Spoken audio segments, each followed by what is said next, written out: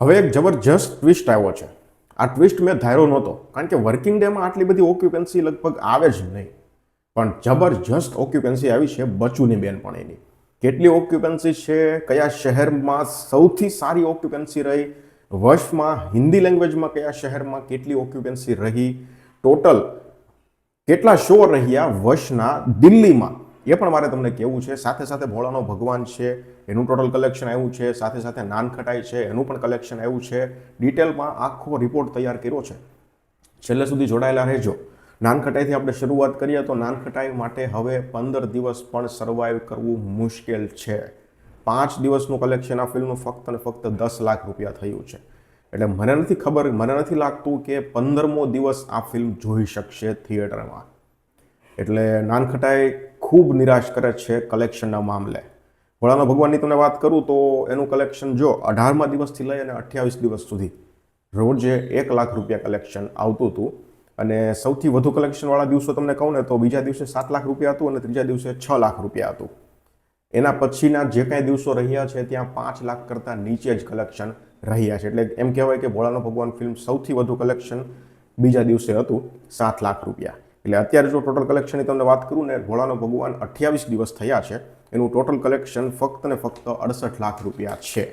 હવે તમને વાત કરું બચુની બેનપણીની, તો બચુની બેનપણીની જે ઓક્યુપન્સી આવી છે એમાં નાઇટ શોની જે ઓક્યુપન્સી આવી છે, ગજબ ઓક્યુપન્સી આવી છે ભાઈ, ગજબની.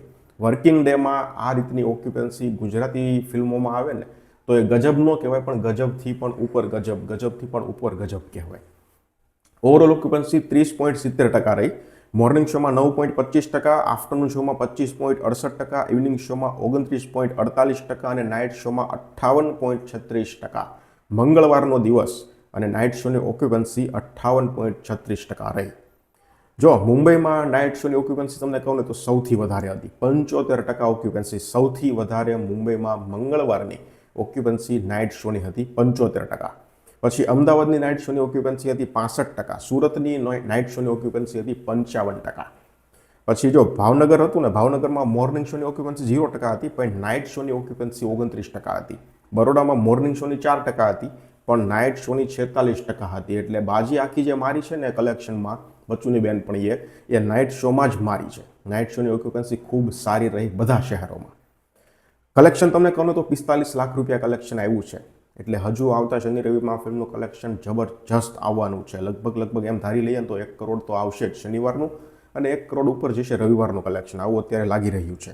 ટોટલ નેટ કલેક્શન આ ફિલ્મનું 6 કરોડ અને 74 લાખ રૂપિયા થઈ ગયું છે. ટોપ 10માં બચુ હજી નંબર 4 પર જ છે. ગ્રોસ અત્યારે બચુનું 7 કરોડ અને 10 લાખ રૂપિયા છે. હવે આ ફિલ્મને ત્રીજા નંબર પર જવું હોય તો કેટલું કલેક્શન કરવું પડશે?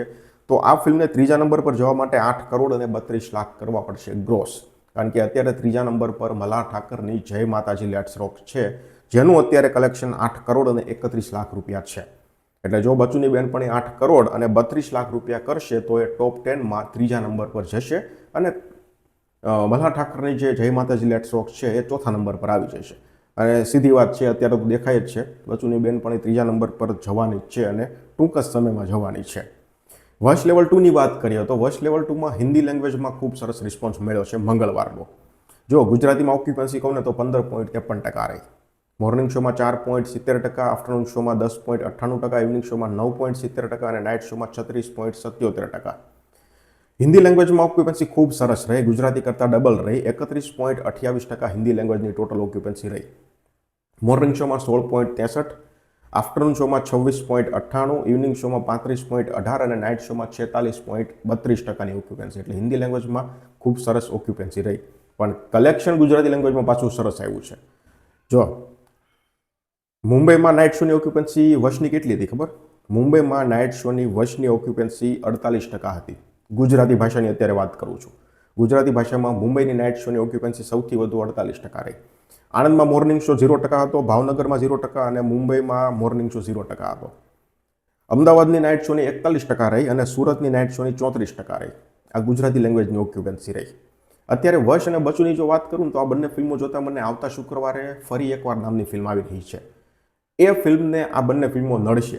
એ ફિલ્મ ભલે નવી રહી, પણ એ ફિલ્મને આ બંને ફિલ્મો નડવાની છે. આ તમે લખી લેજો અથવા તો યાદ રાખી લેજો, તમે જોજો. હિન્દી લેંગ્વેજની વાત કરું ને તો પુણેમાં નાઇટ શોની ઓક્યુપન્સી વર્ષ લેવલ 2ની 78% રહી પુણેમાં.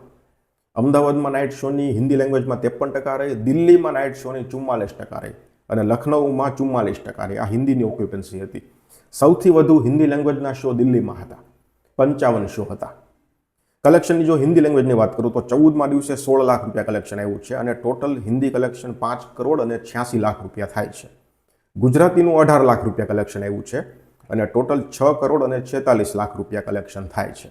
ટોટલ બંને ભાષાનું ભેગું કરીએ તો 12 કરોડ અને 32 લાખ રૂપિયા આ ફિલ્મનું કલેક્શન થયું છે અત્યાર સુધી.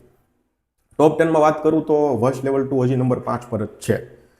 વર્ષના નંબર 4 પર જવું હોય તો બચુની બેનપણીને બીટ કરવું પડશે, કારણ કે અત્યારે બચુની બેનપણી નંબર 4 પર છે અને જેનું કલેક્શન મેં તમને આગળ કીધું એમ 6 કરોડ અને 74 લાખ રૂપિયા છે અને બચુની બેનપણી નંબર 4 પર છે. એટલે અત્યારે જોઈએ ને તો બંને ફિલ્મો એક સાથે જ ચાલી રહી છે. હવે જે ફિલ્મ પહેલાં ધીમી પડશે અને નીકળશે એ હારશે, બાકી અત્યારે બંને ફિલ્મો એક જ સાથે ચાલી રહી છે. અમુક લાખો રૂપિયાનો ફરક છે, જેના કારણે બચુની બેનપણી નંબર 4 પર છે અને વર્ષ લેવલ 2 એ નંબર 5 પર છે. લગભગ 10-15 લાખ રૂપિયાનો ફેર છે, વધારે ફેર નથી. તો હવે જોઈએ જ્યારે લાઈફ ટાઈમ કલેક્શન આવે ત્યારે વધારે વાત કરીશું. ધન્યવાદ.